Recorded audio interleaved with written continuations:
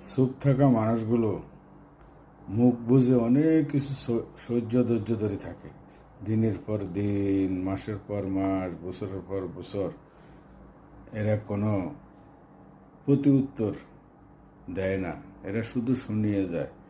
কিন্তু এদের উপরে যে ঝড় তুফানগুলো বয়ে যায়, ছোট থেকে বড় পর্যন্ত, এদেরকে সবাই শাসায়, সবাই গালাগাল করে, সবাই দাম্ভিকতার সাথে এদের সাথে চলাফেরা করে।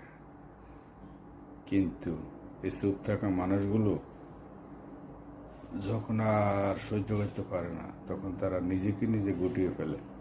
তখন তাদের আর মায়া, মমতা, ভালোবাসা, মানবিকতা, তখন আর তাদের ওই হিতাহিত জ্ঞানটা আর থাকে না। তাদের মনটা ভেঙে সুরে সারখার করে যখন দিয়া দেয়, তখন আর তাদের কিছুই ভালো লাগে না। তারা একা নিঃসঙ্গ হয়ে যায়, কারণ তারা ধৈর্যের অনেক সহ্য করছে, কিন্তু আর পারে না।